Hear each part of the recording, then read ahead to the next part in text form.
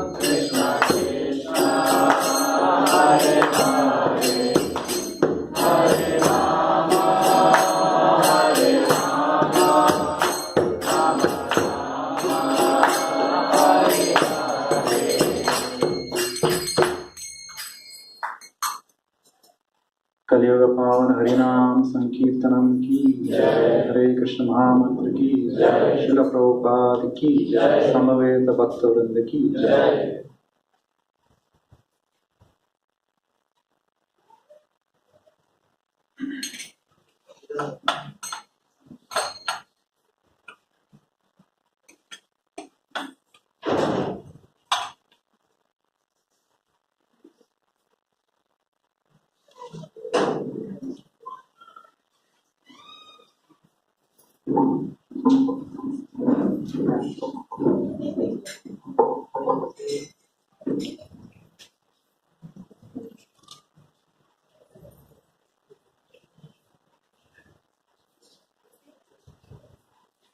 Today we are discussing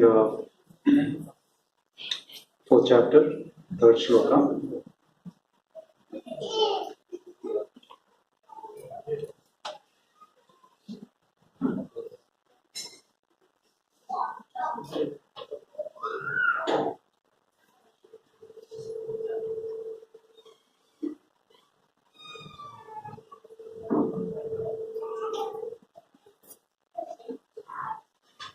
Kindly repeat after me. Sa evayam ayatedya. Sa evayam ayatedya. Sa evayam ayatedya. Sa evayam ayatedya. Yogah proktah puratanah. Yogah proktah puratanah. Yogah proktah puratanah. Yogah proktah puratanah. Bhaktosi me sakha ceti. Bhaktosi me sakha ceti. Bhaktosi me sakha ceti. Bhaktosi me sakha ceti. Rahasyam hi etad uttamam. Rahasyam hi etad uttamam. Rahasyam hi etad uttamam. Rahasyam hi etad uttamam. स एवायं मया तेद्या योगः प्रोक्तः पुरातनः भक्तोऽसि मे सखा चेति रहस्यं हि एतदुत्तमम्।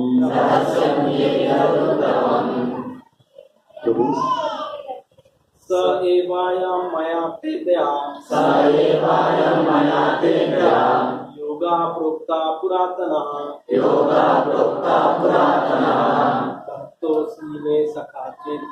भक्तोऽसि मे सखा चेति रहस्यं हि एतदुत्तमम्।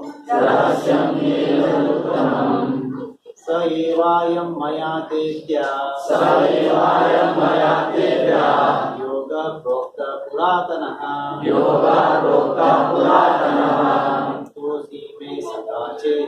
भक्तोऽसि मे सखा चेति रहस्यं हि एतदुत्तमम्। स एवायं मया तेद्या योगः प्रोक्तः पुरातनः भक्तोऽसि मे सखा चेति रहस्यं हि एतदुत्तमम्। Ladies.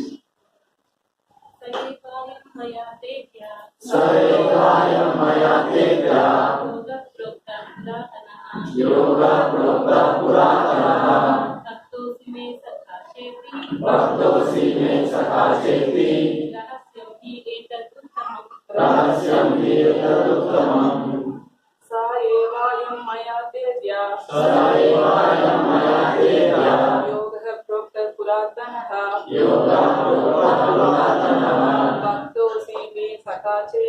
भक्तोऽसि मे सखा चेति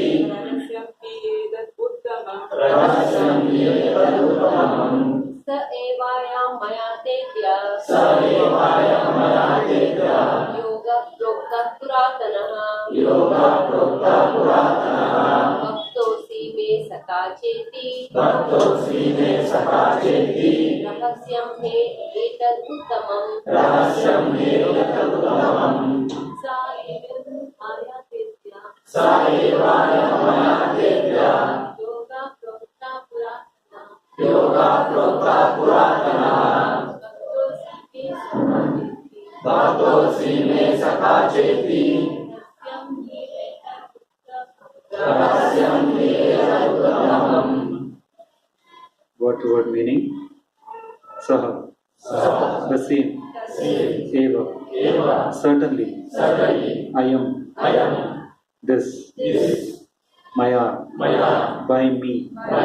Te. Unto you. Adya.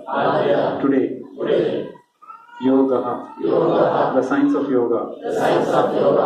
Proktah. Spoken. Puratanah. Very old. Bhaktah. Devotee. Asi. You are. May. My. Sakha. Friend. Cha. Also. Iti. Therefore. Rahasyam. Mystery. He. Certainly. Etad. This. Uttamam. Transcendental. Translation by His Divine Grace A.C. Bhaktivedanta Swami Srila Prabhupada ki Jai. That very ancient science of the relationship with the Supreme is today told by me to you, because you are my devotee as well as my friend, and can therefore understand the transcendental mystery of this science. I think it will help if we can repeat this. Kindly repeat. That very ancient science of the relationship with the Supreme is today told by me to you because you are my devotee as well as my friend, and can therefore understand the transcendental mystery of this science. The purport is very nice and not very big, so I'll just read through it. Kindly pay attention. There are two classes of men, namely the devotee and the demon. The Lord selected Arjuna as the recipient of this great science, owing to his being a devotee of the Lord. But for the demon, it is not possible to understand this great mysterious science. There are a number of editions of this great book of knowledge. Some of them have commentaries by the devotees, and some of them have commentaries by the demons. Commentaries by the devotees is real, whereas that of the demons is useless. Arjuna accepts Sri Krsna as the Supreme Personality of Godhead, and any commentary on the Gita following in the footsteps of Arjuna is real devotional service to the cause of this great science. The demoniac, however, do not accept Lord Krishna as he is. Instead, they concoct something about Krishna and mislead general readers from the path of Krishna's instructions. Here is a warning about such misleading paths. One should try to follow the disciplic succession from Arjuna and thus be benefited by this great science of Srimad Bhagavad Gita.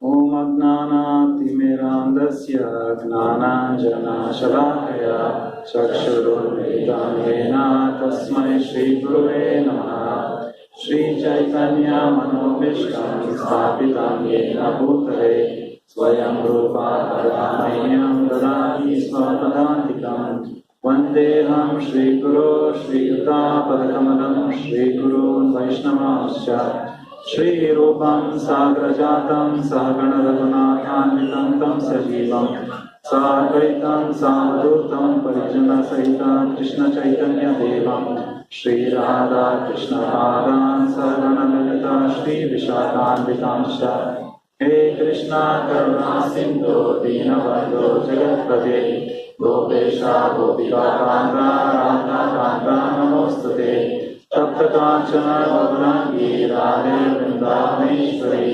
Vishamanusute Devi Pranamami Haripriye Vancha Kalpa Tarubhyascha Kripa Sindhubhya Evacha Pavitanam Pavanebhyo Vaishnavebhyo Namo Namaha Shri Krishna Chaitanya Prabhu Nityananda Shri Advaita Gadadhara Srivasadi Gaura Bhaktavrinda Hare Krishna, Krishna Krishna, Hare Hare, Hare Rama, Rama Rama, Hare Hare.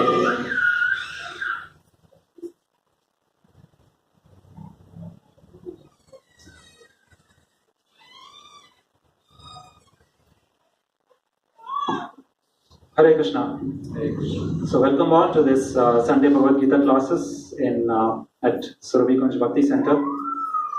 We are very happy to have you all here. And so we are diving into the nectar of this wonderful knowledge that Krishna has given to us out of his unlimited love and care for us, so that we can be uplifted in our consciousness and thereby we can uplift our existence. Our consciousness is tightly linked to our existence. So this chapter in itself is called Transcendental Knowledge, because Krishna is now, so the previous chapter was Karma Yoga, now Krishna is talking about knowledge part of it. And there's a nice word. Okay, before I begin the class, I would like to seek the blessings of all the wonderful assembled Vaishnavas to kindly bless me and tolerate any foolishness that I might exhibit. In fact, I will exhibit, so please bear with me. And so this shloka is talking about one very significant word is, Krishna is saying, that very ancient science, puratanah. Yoga proktah puratanah. I am talking about the science of yoga, which is very old, very old. So, this is a nice reminder to us that this knowledge what we have in Bhagavad Gita, right, is the topic, not the topic, the feature of Bhagavad Gita is timeless wisdom. So I'm going to talk about why this ancient science is it's timeless wisdom. That means time cannot erode the importance of this message, nor the relevance of this message. So we're going to touch upon that point now, because what Krishna is telling here is, I'm again coming back to tell you this ancient science. That means Krishna is not talking Bhagavad Gita for the first time. He's coming back to tell what was spoken many millions of years ago. So when was Bhagavad Gita first spoken? Who was the first audience? In fact, it's the same chapter, the first shloka. Did we cover the first shloka? Imam vibhaspati yogam proktamanaham evayam. So first, Krishna spoke this imperishable science of yoga to Vibhaswan, who is the sun god, at the very beginning. So before sun god could start his duties, right? In this creation, he first received the instruction, and that is like nobody can even measure that, because the age of this universe is approximately 312 trillion years. So it's really long ago. It was the same science what Krishna spoke right at the beginning of the creation of the universe. Krishna has come back to speak on the battlefield of Kurukshetra just 5,000 years ago. The same science and the same knowledge is given. So when Krishna comes, he does not give something new. He actually renews. The knowledge is what happens with time.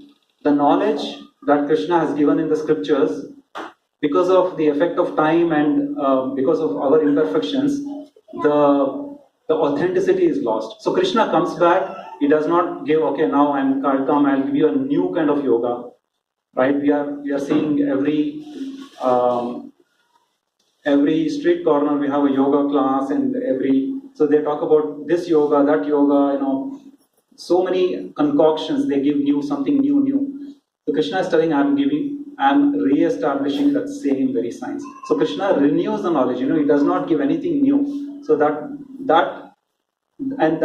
is a defining feature of this science, that it doesn't need amendment. Because if you see modern science, the knowledge is always getting amended. So what they thought, 500 years ago is not relevant now. Nobody will read a science textbook that is 200 years old. Nobody will even touch it, because it has no relevance. But Krishna's knowledge is not like that. And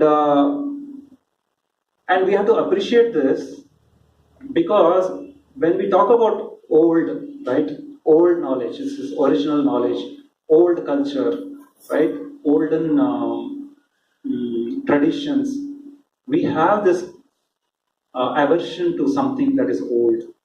Say, why old? I want something new. So we are the new generation. We want new phones, right? We are addicted to thinking that new means better.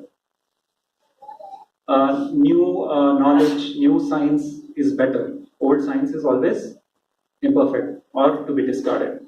But that actually exposes the imperfection of modern day science. Because if something was perfect 100 years ago, why was it changed? Why are science textbooks always getting changed? That shows that the original textbook was wrong. So we have to appreciate, or learn to appreciate, that when we are talking about this scriptures, we should not try to change it.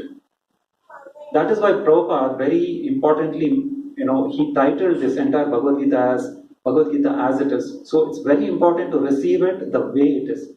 It's like, for example, maybe husbands can appreciate this better. So generally mothers cook very well, right? So we like mothers cooking, and there are some traditional dishes that mothers know. So when we get married, the wife comes, right? She learns. But can she ever do it like the mother? Well, actually we tell, yeah, it tastes like that only, but inside, we don't feel it. Mother means mother. Her cooking will be the original cooking. And especially if the wife says, this dish your mother does it in 2 hours, I did it in half an hour. Then we know, oh, taken shortcut, and it will not taste the same. So internally, we can't tell directly, right? But internally we think it will not be that authentic taste.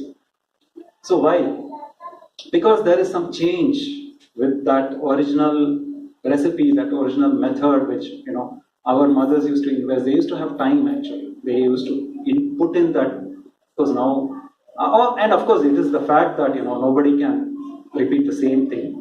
So like that. So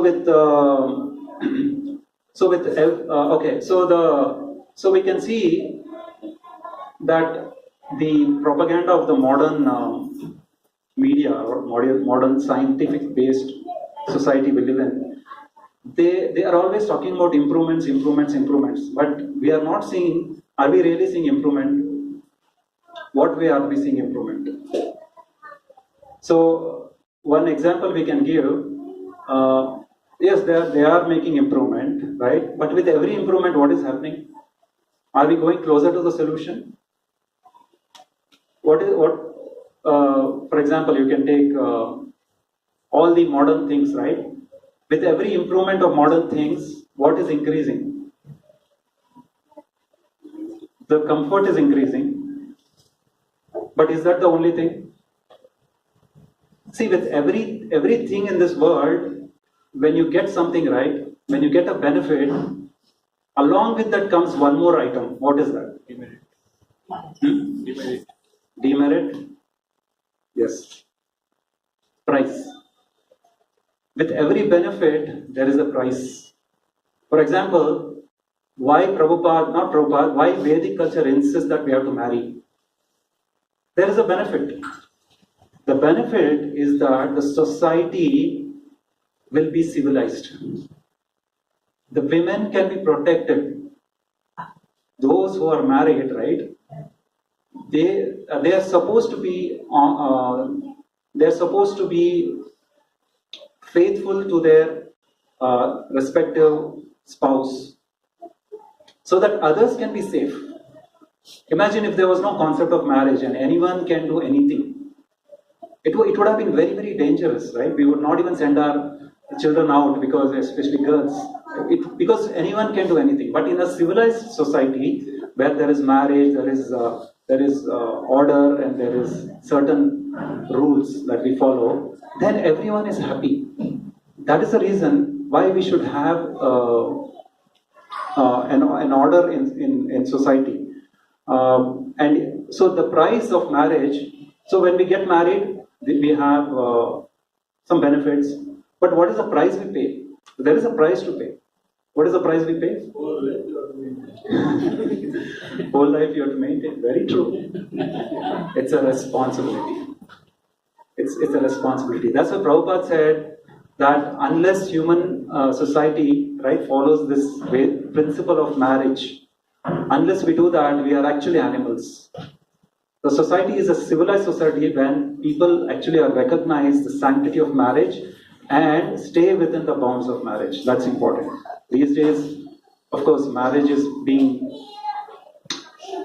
slowly it's eroding. Actually, we are losing that culture. In the West, it's already lost.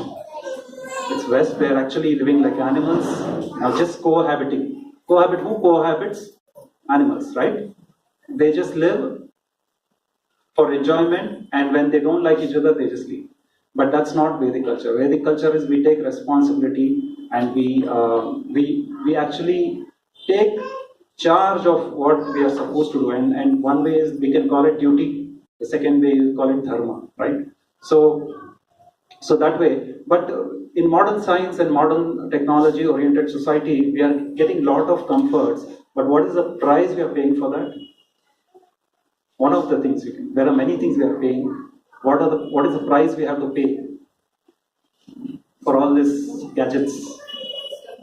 Time. Consumerism. Time. Losing time. We are losing time. It's supposed to reduce time. Actually, he is right. Actually, we are actually not saving time. In the name of saving time, they are giving us gadgets, but we are not saving time. We are losing time. What else? Losing our connection with the Lord. Very important. We are losing our connection with the Lord. It's a big price we are paying. In fact, we can say that we have paid the price of our soul. Very unfortunate. Well, let's talk about mundane level, even normal, materialistic like thinking. The big prize is pollution, isn't it? We are all affected. We are all having food which is polluted. We are breathing air which is polluted. What else? We are drinking water which is polluted. Everything is polluted. In fact, they found this was just news 3 days ago. There is a bunch of islands, Cocos Islands near Australia, and they found in that island, they're actually supposed to be very beautiful islands, and because of the ocean currents, right, the water comes and water goes around. Actually, the oceans are rotating actually throughout the world. So the ocean is so polluted, so when it came to this island, it actually started depositing all the plastic waste that's floating, and they found 1 million shoes on this island. 1 million shoes. It's like piles and piles of shoes. And they found 5 lakh toothbrush. And these things that we just use and we just throw, right? We don't even give it a thought.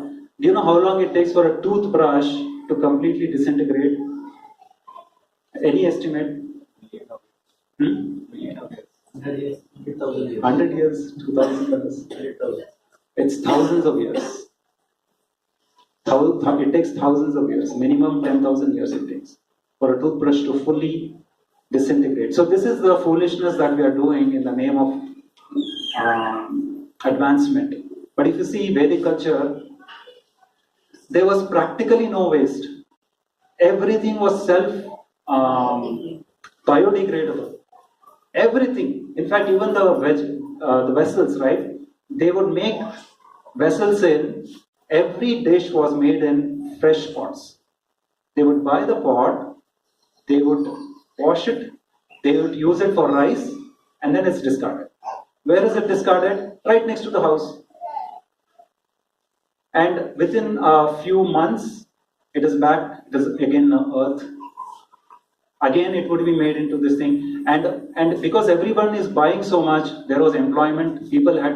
Someone had to supply it, someone had to make it. There was employment. Everyone was employed. So like this, every single thing, and there was practically no hazardous waste in a Vedic culture. Nothing, literally. Even the human waste was actually. There was no harpic, which is the most corrosive, acid, most dangerous thing you can put to water. There was nothing like that. It was just natural. They would actually evacuate in nature, and nature would take care of it. And nobody was, harmed. That's how. So we have to take lessons that.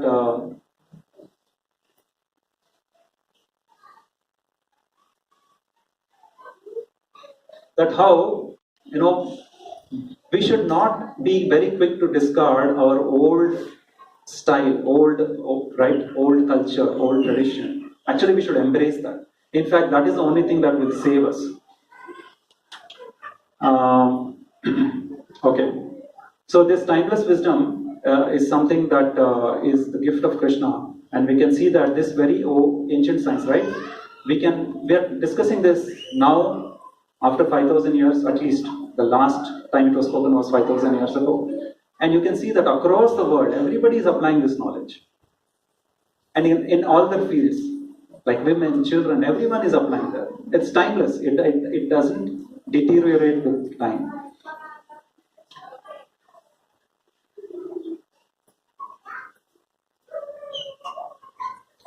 Okay, so, and one more thing, and here Krishna is nicely telling, and what is this timeless wisdom telling us about? So timeless wisdom is talking about one very important thing, and that is the science of the relationship with the Supreme. This actually is very, very, very important. The science of relationship. That word relationship Krishna is using is the key actually here. Because the purpose of yoga is actually, what is yoga? What is the meaning of yoga? Very simply. Huh? Connection, right? Connection with what? Two hands connecting like this. That's not yoga. That's just asana. Connection with? Huh? Soul. Okay, soul is connecting with? Supreme Soul. That is yoga. And the real scripture, right? The Bhagavad Gita, that is the purpose of Bhagavad Gita. To connect us with the Lord. So any scripture, any sattvic scripture, see scriptures are in many levels. Sattvic scripture, rajasic scriptures and tamasic scriptures. So sometimes we might have heard, there are stories where there are Puranas where Skanda or Kartikeya, they are projected as supreme. So there are scriptures which are projecting Shiva as supreme. There are scriptures which project Shakti or Durga as supreme. Well, it is correct, but it is correct in the particular category. In the tamasic scriptures, Lord Shiva is supreme. In the rajasic scriptures, Brahma is supreme. In the sattvic scriptures, which is meant for those who want to become Paramahamsas, Vishnu is supreme. So there are higher and higher levels. For example, you don't read integration in second year class, right? Second class. You don't read about integration. Very critical operation. Somehow they pulled him through, and he finally survived. And this man went on in the future. Actually, he recovered fully, and he was so thankful to the doctor for that kindness, for showing that compassion for a dying soul. He actually changed his life. He actually started serving the society, and he wrote a book about his life and his service to society. And he wrote in that book this incident, that how that one gesture of a doctor changed his perspective on life. So why are we telling this story? So we can see that in Krishna's life also, Krishna's Leelas, right? So Krishna is coming in every yuga. Krishna comes in Dwapar Yoga, Treta Yoga, in Satya Yoga. So Krishna, when Krishna comes, so what is the avatar in Satya Yoga? Avatar in Satya Yoga. Many, Matsya Avatar. Then very famous, we just recently Narsimha Avatar, right? Narsimha Avatar was there, right? So when Lord Narsimha came, what ban did he put on everyone? Who attacked Narsimha Dev? So Narsimha Dev, just like this doctor, right? Narsimha Dev also come for a surgery. But what ban did he put on everyone? Green, red. Protection. Only for Prahlad green, everyone else red, right? Because he was attacked by Hiranyakashipu, complete red band. He was attacked by the soldiers of all the Hiranyakashipu's army, everyone red band. Only Prahlad green band, correct? Now in Treta Yoga, what is the avatar? Lord Ram. Okay. Now Lord Ram again, who got red band? Ravana and gang. And green band for Hanuman and all the monkey army, right? Now when Krishna came, who got red band? So many demons, unlimited demons. Yeah, when Krishna's book is like full of stories, and of course the entire Kaurava side army, right? And the Pandavas, pretty much Pandavas got the green band. Now if you see Lord Chaitanya, very, very special avatar. Very special avatar. He came only with green band. He didn't even bring red band. And the speciality of Lord Chaitanya is, and compared to all the other avatars, all the other avatars, Krishna actually doesn't go to anyone. If you come to him, if you serve, you'll get mercy. But if you don't go to him, you don't hear Krishna going to someone and saying, preaching, hear this message, Bhagavad Gita, nothing. Krishna won't talk to anyone. Lord Ram didn't talk to anybody, didn't do any preaching, didn't go after others to make them devotees. If they were devotees, he would reciprocate. But Lord Chaitanya is a very, very special avatar. Lord Chaitanya is running behind demons with a green band and saying, come here, I will save you. I will send you to Godhead.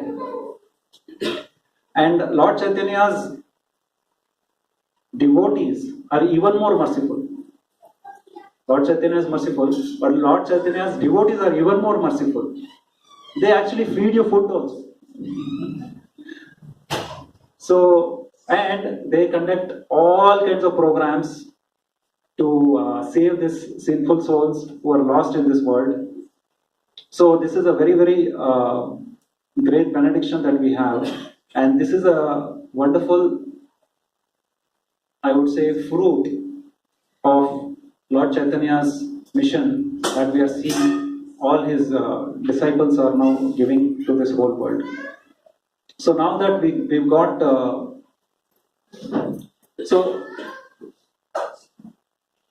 I talked about this. All the Sattvic scriptures talks about relationship with the Supreme Lord, right? So with that, because of the relationship, we are supposed to get something also, right? When devotees are coming to you, please worship Lord Chaitanya, please worship Lord Krishna. What are they telling you? What is the benefit they are giving to you? Or why we are doing this? Why are we sitting here?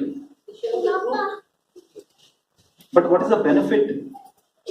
Knowledge is, yes, Krishna is there, I have a relationship, that is right. But what is the fruit, what is the benefit we want from this? Mukti from birth and death cycle, yes, okay, agreed. But that can be got with just meditation also, on just the Paramatma, without the relationship, personal relationship. Devotional service, yes, true. Devotional service is actually so wonderful. It is so relishable. Nothing, no pleasure actually can ever compare to that sweetness of devotional service. And in the Acharyas compare actually that devotional service is so wonderful that I have rejected liberation. So he says, Mukti Mukkulitanjali. So Mukti, liberation from birth and death cycle, is standing with folded arms next to a devotee and saying, how can I serve you? And devotee is not even paying attention.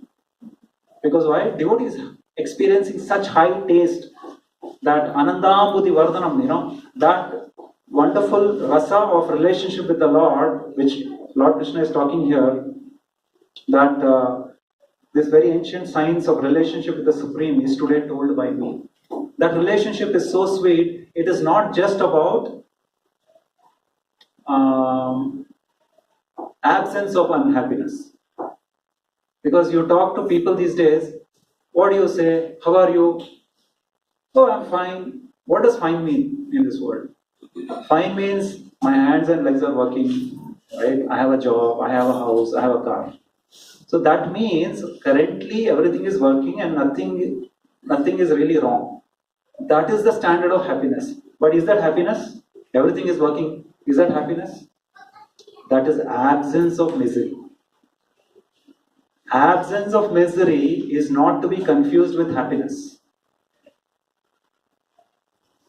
We actually don't know what is happiness. We have not even experienced that happiness.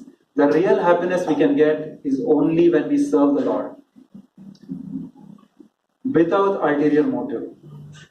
Otherwise, we can serve the Lord with some ulterior motive, and the Lord will reciprocate, but we will not get the full taste of that happiness, which is Anandam Buddhi Vardhanam, that happiness which is ever increasing and you never lose it. Actually, we feel it. Those who serve, right? Those who serve the Lord, they actually can feel that happiness. At least to the degree we are sincere. That is the reason why those who serve, actually they get the first quota the first quota of happiness we get is that we get a deep satisfaction with it. Because of the satisfaction, we are easily able to give up all the addictions of this world very easily. Devotees, when they start chanting, what is the first thing that happens? Anartha nivritti happens, exactly. What is anartha? Anartha is nothing but desires. Desire for tea, coffee, intoxication, meat eating, gambling, illicit relationships, right? All these are anarthas, unwanted. And as you start chanting, you will start losing actually the taste of this. Now, this is a nice benediction, yes, no problem. But now the second thing is, one thing is the timeless wisdom that Krishna is coming to give, right? Now second, so it's very important. This wisdom is very important, we understand the importance. But what about the urgency?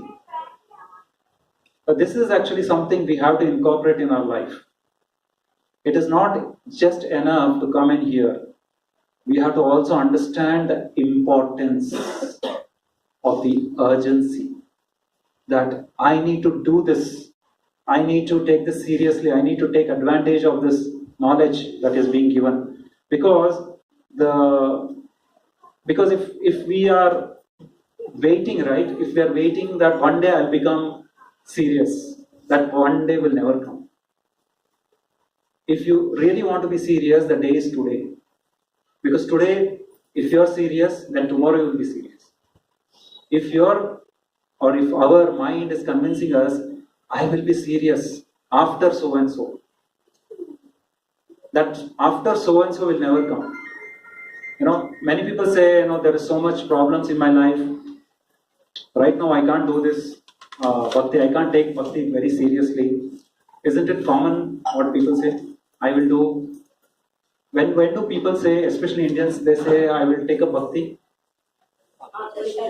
After it. When no work is there.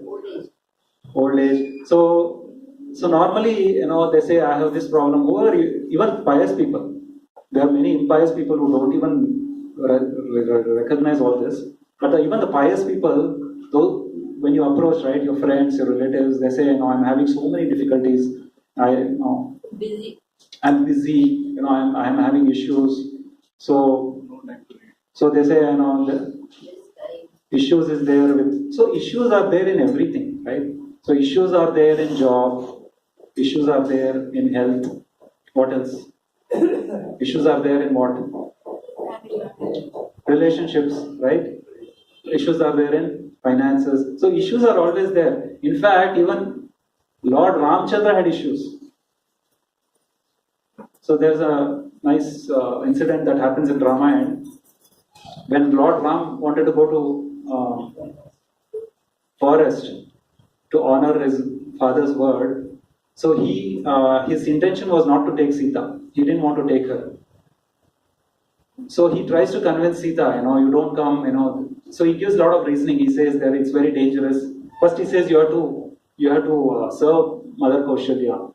So Sita refutes everything he says. Sita ji refutes. So one of the arguments he says is that there will be many dangerous demons over there. And it will be difficult to protect. So Lord is going on saying no. Now, for Mother Sita, this is very, very intolerable that she has to be separated from Lord Ram. She just cannot tolerate that. She loves him so much and she wants to serve him in this time of need, right? That's what a real dharma, right? Dharma of a patni is to help the husband in the time of need. So she is determined to go.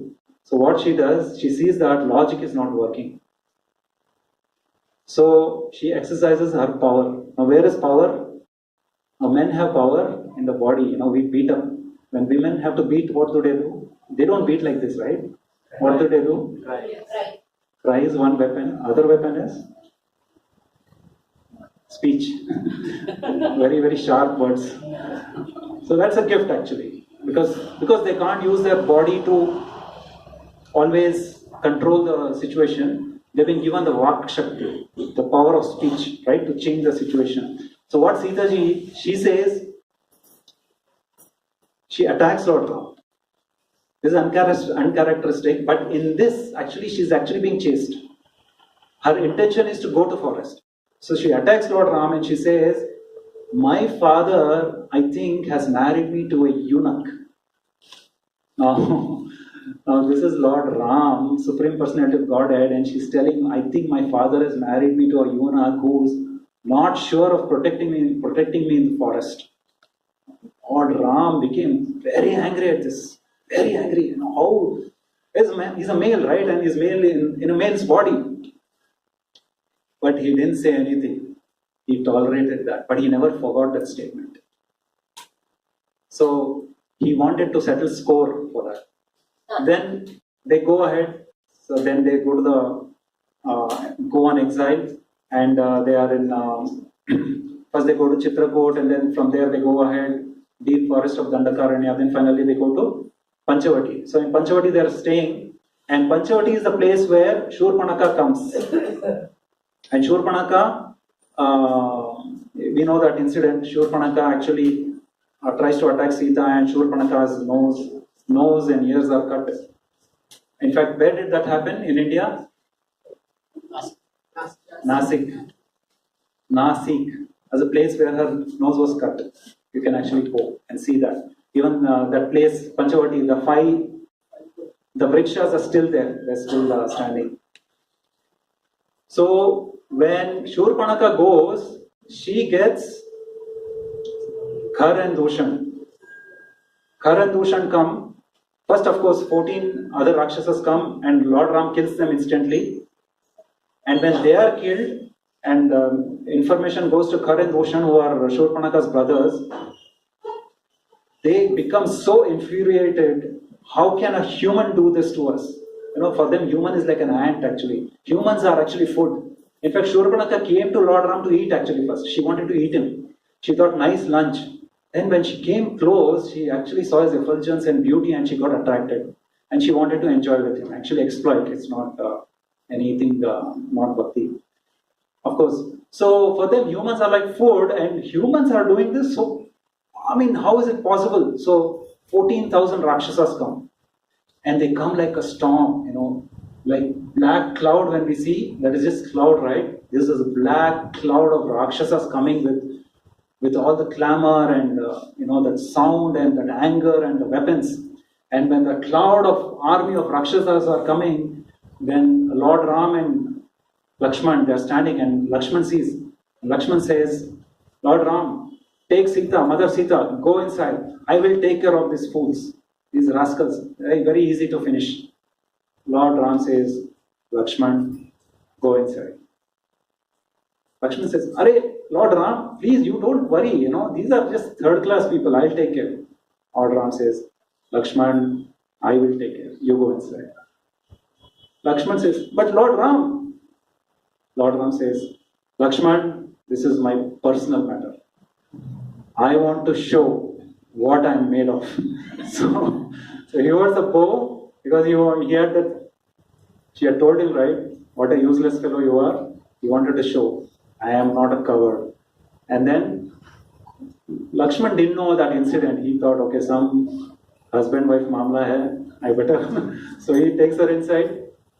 And Lord Ram single-handedly, in 1 hour, kills 14,000 Rakshasas, simultaneous attack from all the directions. 14,000 Rakshasas surrounding him, they are not even able to come close to him, and he kills all of them in 1 hour, and he doesn't even sweat a bead of sweat. So that is Lord Ram. And after that, Mother Sita comes and she says, she runs to him and she says, you are my brave husband. And then Lord Ram is satisfied. So problem is there everywhere. Problem in relationship, problem, even Srila Prabhupada, how much problems he had. But what he could achieve. You know, Prabhupada, actually we are all able to chant at home, right? Prabhupada was actually prevented from chanting at home by his wife. So that many obstacles Prabhupada actually was facing, but still, you know, because you cannot wait for problems to end. You know, otherwise, you know, like we might have to, if we keep on saying that my job, my studies have to be perfect. Now when studies are perfect, what we'll say? What is the next perfection of life? Then we'll say, okay, now I can't chant because first I have to get job, so I have to be perfect in my job. Then after job perfection, marriage perfection. Marriage perfection. After marriage perfection, if you go to the same person, what he'll say? First he'll say wife perfection. Some problems are there. That will not work out. Then he'll say children perfection. After children perfection,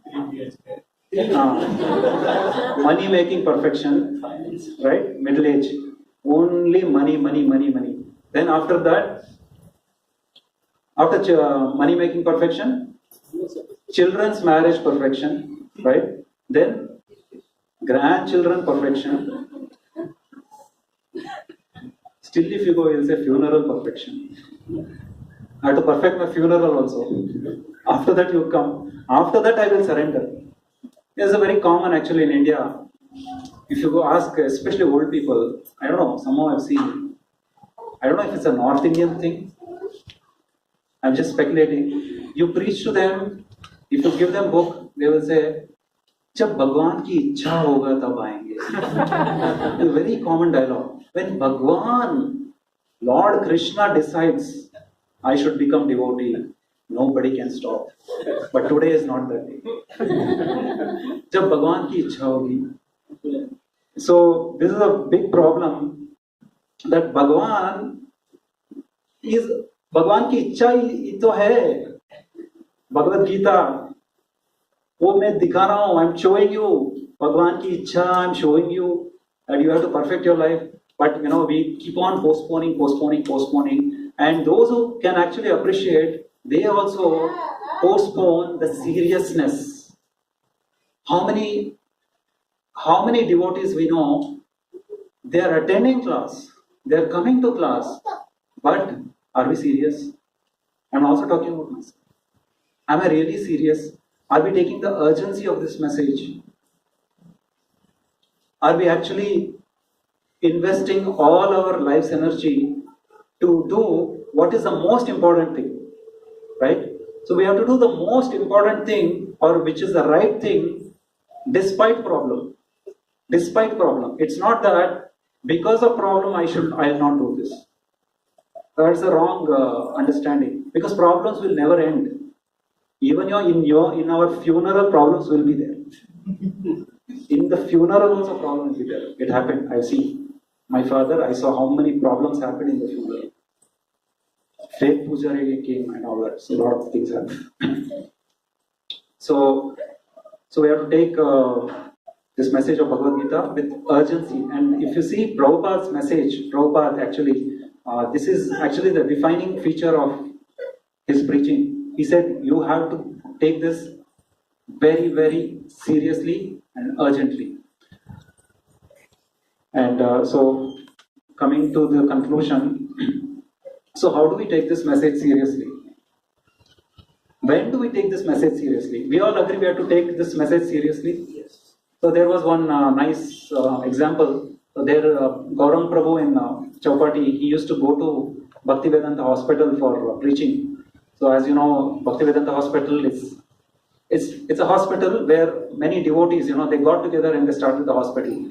Otherwise, you are working for someone else. Instead of working for someone else, there were a lot of doctors, qualified doctors, so they all got together and made a hospital. But there are doctors who are devotees and not all are devotees. There are many specialists and all who are not devotees. So when Gaurang Prabhu goes and preaches there, all the doctors attend. So there is one very talented doctor who was not a devotee, but very talented. So he used to come and attend the sessions. But he would always say, I have no time. So Gaurang Prabhu would talk to him because he knew this person is very talented, lot of potential. He also appreciates the message. But he is not ready to take it seriously. So he would preach to, talk to him, and after many sessions, finally Gaurang Prabhu convinced him that you chant one Mahamantra every day. One Mahamantra, and with great difficulty agreed. One Mahamantra, that much I can do. One Mahamantra. Hare Krishna, Krishna Krishna, Hare Hare, Hare Rama, Rama Rama, Hare Hare. That's it. My rounds for the day is over. He was agreeing to that. Then Gauranga Prabhu would go again, many sessions would happen, he would talk. Then he would ask, okay, chanting chal raha hai? Haan, one chal raha hai. Very pakka, one Mahamantra and do it. What to do, there are people like this. Then finally he increased to 4. We tell devotees here, one round is how much? 108, right? So from 108, one round, the next thing what devotees come to is what? 4 rounds, correct? Which is 4 rounds, 108. But here he went from 1 Mahamantra to 4 Mahamantras after a lot of preaching. Then this was going on, this Leela was going on. Then one day, one more devotee had come with Gauranga Prabhu. Then they also went. Then after the session, he was going and the doctor came. So Gauranga Prabhu asked him, chanting chal raha hai? He said, yeah, chal raha hai. 16. So this devotee, he came to 16 rounds. He said, no, 16 Mahamantras. Only 16 Mahamantras. But still, that is also good. But it is not enough. It is not enough. See, when we have a very dangerous disease and doctor says you have to take so many medicines, we can't just take the medicine and smell it and keep it. That will not actually cure us. We should take the medicine in the dosage as per the severity of the disease that the doctor has given, right? Prabhupada mentioned, what did Prabhupada mention about chanting? 99% of our progress in spiritual consciousness comes by chanting the Hare Krishna mantra. 99%. Very difficult to digest, but it is a truth. Why? Because Harinam is the Yuga Dharma. It is the Yuga Dharma. That is the special empowered way in which we can come and clarify and purify our consciousness. So we have to actually give real priority to our chanting. Long ago, I remember one statement. The person who brought me to Krishna consciousness, he told the statement. At that time I was not chanting actually much, but it really struck me. He said, to the degree we are not able to chant 16 rounds of Mahamantra with focus, we should understand to that degree we are diseased. What is the disease? Maya. To the degree we cannot chant 16 rounds of Hare Krishna Mahamantra with focus, that means 2 things. For those who are not chanting, chant 16 rounds, and those who are chanting 16 rounds, you should chant with focus. So it's very important if we have to purify our existence and consciousness. And to the degree we are not able to do that, to that degree we are actually not progressing. It sounds very fanatical, but it's not my statement. It's a statement of the Acharyas. It is the process given by Lord Chaitanya, and we can see in Lord Chaitanya's own life. When did Lord Chaitanya? So as you know, Lord Chaitanya is a Kali Yuga. 500 years ago he appeared, and Lord Chaitanya actually initially was not a devotee. He came to teach us how to practice bhakti. What did Lord Chaitanya do when he came? He was actually very, very naughty, very, very frivolous, when he was in a young age. But he showed us by his example. Why he did that? To show us by his example. When actually the time came, he surrendered to a spiritual master. He surrendered to Ishvara Puri, who was a wonderful spiritual master, and Ishvara Puri gave him the Hare Krishna Mahamantra at the time of initiation, and that moment Lord Chaitanya completely transformed. He went to being a jnani, logician, who was always arguing with people based on so many scriptures. He went from there to becoming a very sober and sincere devotee who was not at all interested in logic and debates and all that. He only went into, he completely transformed himself. And what was the defining change in him? That he took shelter of a bona fide spiritual master. And he started chanting the Hare Krishna mantra. So it's the same process for us also. It's not that something else is for us. Lord Chaitanya, by his own example, showed that we also have to do the same thing. And in Kali Yuga, it's unfortunate that we are all misled mostly. Of course, those who have come here are fortunate, but those who are not here, many are misled because what is the feature of Kali Yuga? Prayena alpayusha sabya kalavasmin yugejana manda sumanda matayo manda bhagye upodritaha. That means, first of all, we are short-lived. Our lifespans are very short. And prayana alpayusha sabya kalavasmin yugejana manda sumanda matayo, very, very slow. We are very lazy in spiritual life, point number one, but very enthusiastic for material life. Second, even those who want some spiritual life, manda sumanda matayo, they are actually cheated by so many bogus, teachers who so-called, they say, I will show you self-realization. But when they talk about self-realization, they don't talk about God realization. And Prabhupada said, self-realization and God realization have to be together. Because when you realize God, you realize yourself also. That doesn't mean that you are God. It's just that you recognize your relationship with the Lord. That's what the Lord is talking about here. That you understand your relationship and you revise that relationship, and all the problems will be taken care by that. All the problems.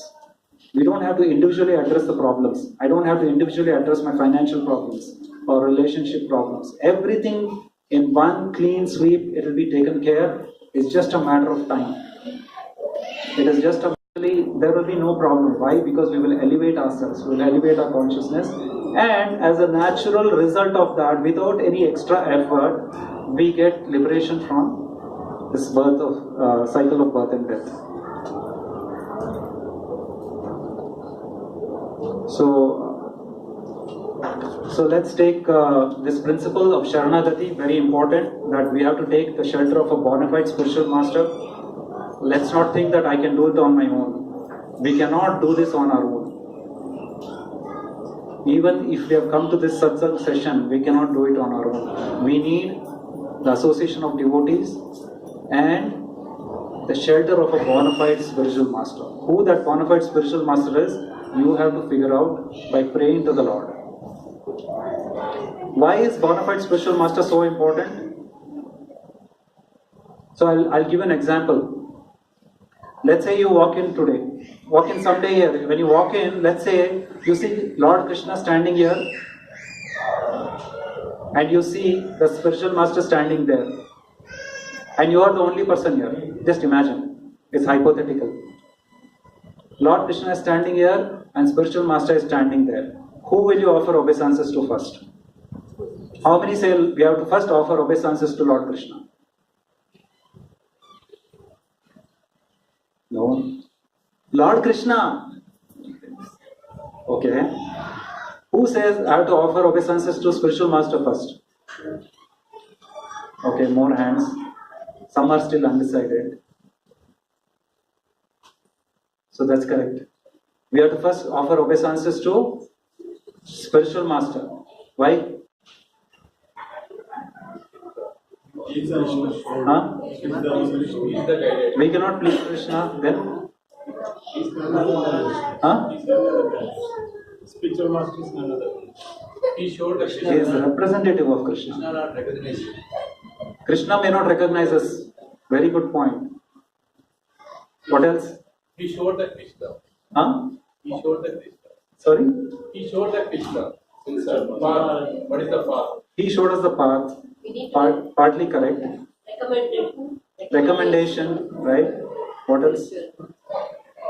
He takes the responsibility of taking us back to God. He's the one in charge of us. Krishna is in charge of our life, not directly. Don't ever make this mistake. Krishna is in charge of our life through the spiritual master, through the Vaishnavas. So the answer is, how do we know that is Krishna? Correct? How do you know that is Krishna? Have you seen Krishna before? Have you experienced Krishna? It may look like Krishna based on our understanding of imagination, right? The spiritual master has to tell that is Krishna. Or is some actor who's just standing there. So that is actually the role of spiritual master, that he is actually the representative of Krishna. In one sense, he is not different from Krishna. For example, we should not say he is directly Krishna, but it is just like when a king sends a messenger, the messenger is given the same status as the king. Correct? That is how we should take the spiritual master's grace, spiritual master's glory, that he actually is the one who gives me Krishna. So it's mentioned that Brahmanda Brahmite Kono Bhagyavan Jeev Guru Krishna Prasade Bhai Bhakti Lata Bij. I will end with this sloka. The Brahmanda Brahmite, many of you know this sloka, but I'll just again repeat. Brahmanda Brahmite, so we are traversing the universe top to bottom, right? Brahmanda Brahmite, we are searching every life, going up and down, searching for, what are we searching for? Happiness, ultimately happiness, correct? But are we finding? No, we are not finding. We are only ending up in more and more trouble. Brahmanda Brahmite, Kono Bhagyavan Jeev, but some fortunate soul, some fortunate soul, Guru Krishna Prasade Pai. He gets the mercy of Guru first. It's not Krishna Prasade Pai. Guru Krishna Prasade Pai, Bhakti Lata Bij. You get the seed of creeper of devotion planted in the heart by the Guru, not by Krishna. Krishna will not directly deal with you because you are not Radharani. If you have the level of purity and devotion of Radharani, Krishna will deal with you directly. Otherwise, Krishna won't deal with you. He has appointed his representatives, and that is the actual process. And if you really want to purify existence, you have to find out, how can I serve the devotees, how can I take instructions. And when you actually surrender, and that is Sharanagati. What are we surrendering when we serve devotees, when we serve senior devotees and Guru? We are surrendering our ego, right? Because that hurts. When we have to follow someone's instruction, it hurts. We actually protect ourselves by having a direct relationship with Krishna. It's actually another false way of protecting our ego. Why I should deal with him? I'll go to Krishna directly. Why it doesn't work that way? Because Krishna will say, I don't know you, who are you? Because Krishna set up this system.